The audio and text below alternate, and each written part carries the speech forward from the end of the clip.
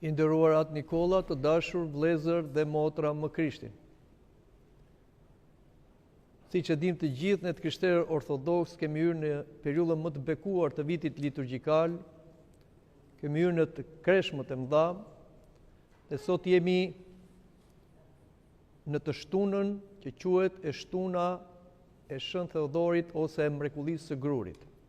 Kaloi një javë dhe kështu ditën do të shkojnë dhe nuk do vonoj dhe ne do ta përfundojmë kreshmën.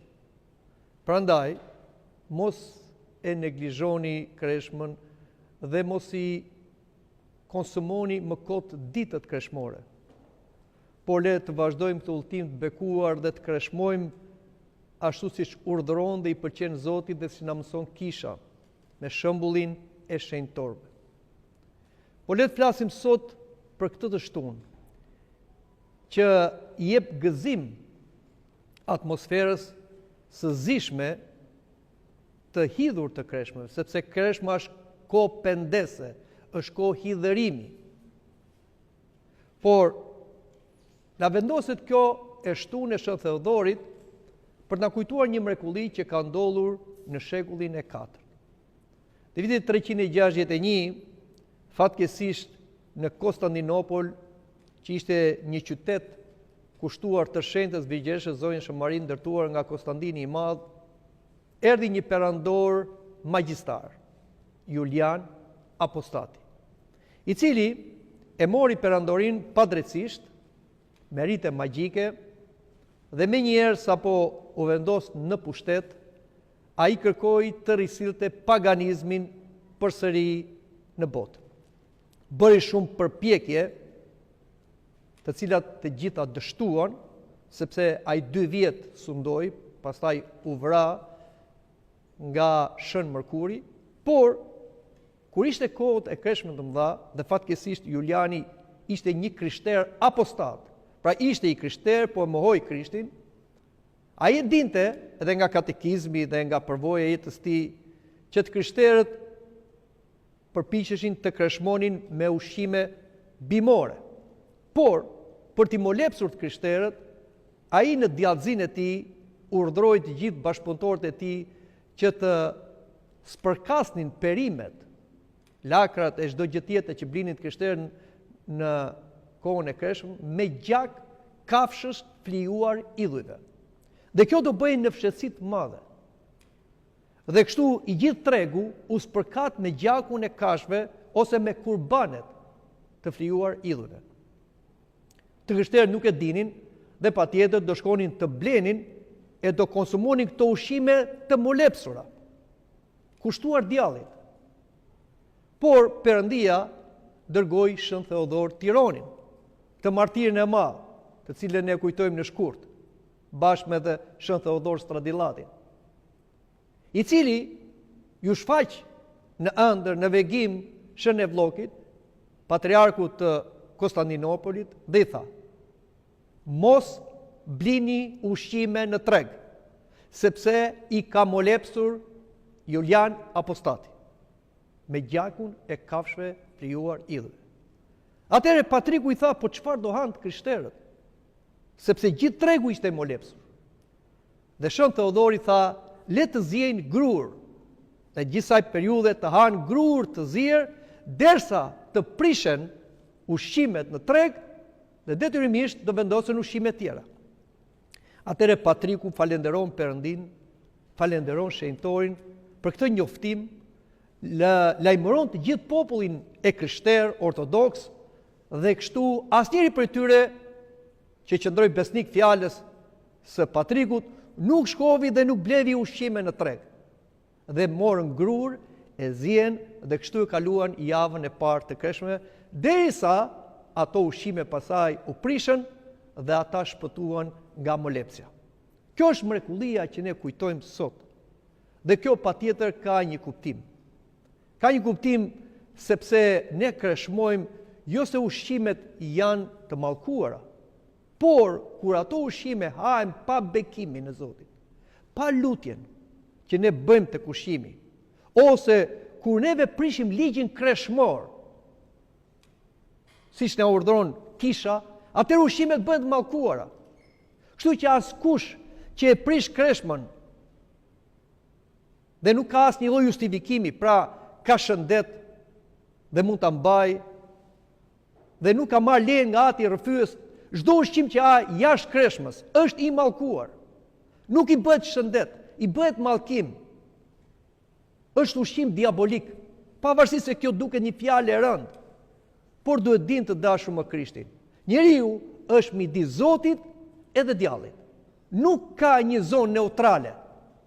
O do jemi me Zotin, me bekimin e Zotit, me shenjtërinë e kishës, që është trupi i Krishtit, o do jemi me djallin e me demonët, të cilët kanë leje të futen edhe tek ushqimet. Prandaj këto ushqime ne duhet i marrim me bekim, me lutje, që të na shenjtërohen e na bëhen shëndet. Çfarë thot një shenjtor? Sot janë arritur shumë sëmundjet. Pse? Sepse njerëzit nuk kreshmojnë, duke menduar se kreshma do t'i smurë. Po ndodhe kundërta. Njerëzit duke ngrënë dhe duke shkelur ligjin e kreshmën po sëmuren. Kreshma është shëndet për shpirtin edhe për trupin.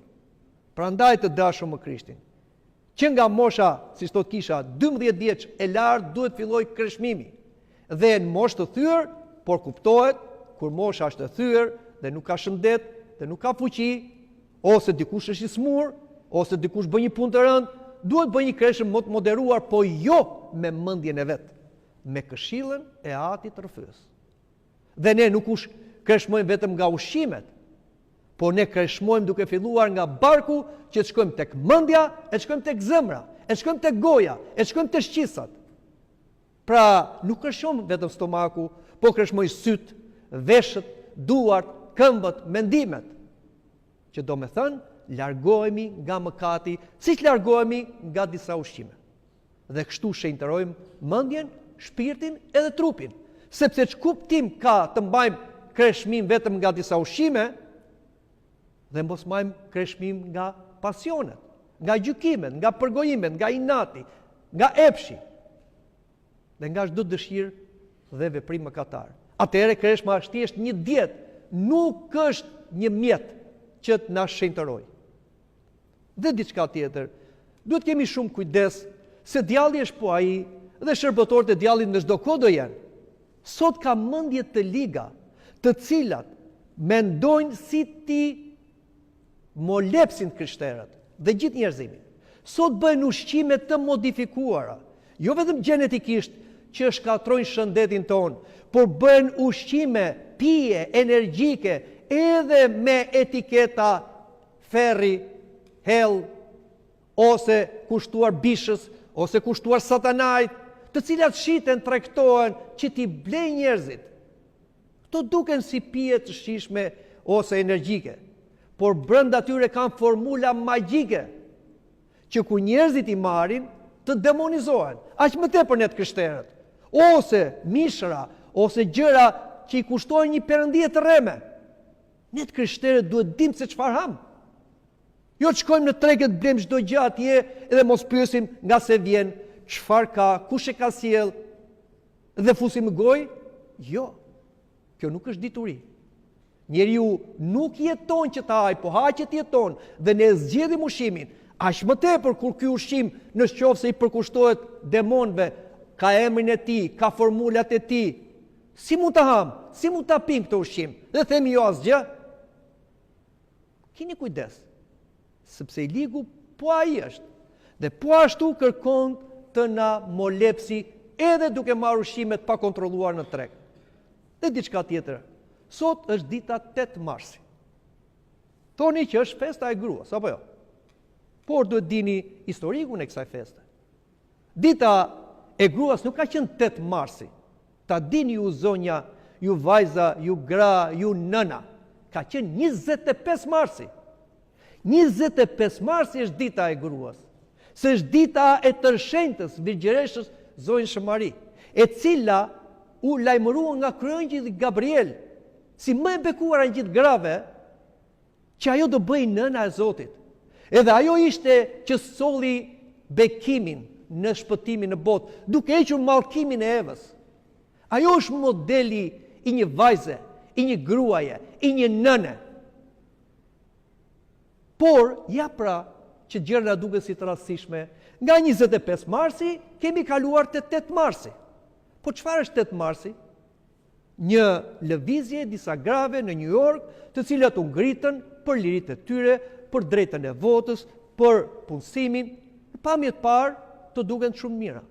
Por ama modeli i grave, nënave dhe vajzave të krishtere ortodokse nuk janë këto gra.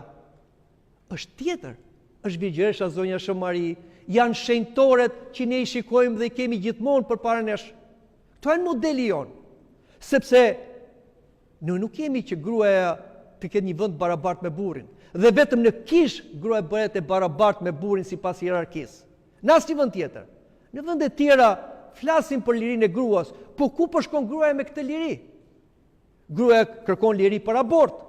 Gruaja kërkon liri për divorc. Gruaja kërkon liri për të bëhet si burr, të ndryshojë dhe gjinin. Kjo është liria e gruas. Për këtë luftuan gratë. Kjo nuk është liri. Çfarë thot urtësia e Sirak? Ka të keqe, po jo të keqe si të gruas. Në qoftë se një grua nuk i bindet burrit të vet, nuk e nderon burrin e vet, nuk kujdeset për fëmijët e saj, nuk do të shpëtojë. Sikur kjo grua të bëhet si them udhëheqësja e gjithë botës, siç kemi dhe gra sot shfaqen si udhëheqëse. Por në qoftë se ka dështuar në marrëdhënie me burrin dhe me fëmijët, me familjen e saj, ajo është e humbur. Zoti do të kërkojë çdo vajze virgjërinë e saj, lirësinë e saj. Çdo gruaje do t'i kërkojë besnikërinë e saj ndaj burrit të saj, bindjen e saj, porosinë dhe edukimin e saj për fëmijët e saj. Këtë do t'i kërkojë Zoti çdo gruaje dhe çdo vajze. Lërini të tjerat. Por djalli punon me shumë marifet. Ashtu siç punon në ushqimet, punon edhe në familjen. E nxori gruan në rrugë. Gjoja që gruaja duhet punoj, të sjellë lek në shtëpi, që të bëhet e barabartë me burrin. Por gruaja iku nga edukimi i fëmijëve. Kush do i edukojë këta fëmijë? Do i edukojë partia, shteti. Prandaj dhe fëmijët sot janë pa dashuri për prindit. Prandaj dhe fëmijët i braktisin prindit, sepse u rritën pa dashuri e nënës e të babait. Prandaj të dashura motra, nëna, shembulli që duhet të ndiqni është ajo e Virgjëreshës Zonja Shëmari dhe e shenjtorëve. Festojeni 8 marsin. Por dita më e mirë, më e bekuar, ajo që jep kuptim dhe qëllim dhe përmbushje rolit tuaj shumë të madh që keni në familje dhe në shoqëri është 25 mars. Këtë duhet ta festojmë neve, ashtu siç ka qenë.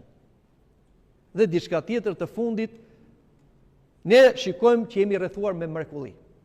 Gjithë jeta jone krishtere është një mrekulli. Por mos kujtohemi për Zotin vetëm kur jemi keq. Të kujtohemi për Zotin kur jemi mirë, që ai të kujtohet kur jemi keq. Edhe kur ato raste, situata duken të pamundura, ose si quhet ai në gjendje një komo, ku njeriu nuk ka çfarë bën, edhe aty ka shpresë. Sepse Zoti e lë një njeri edhe në një gjendje komo, që nuk e as andej, as tej, sepse ai pret edhe pendimin e tij brenda shpirtit të tij, po pret edhe lutjet e besimtarëve. Kisha është një spital. Kisha ka ilaçe mrekullibërse që asnjë mjek, asnjë spital në botë nuk i ka.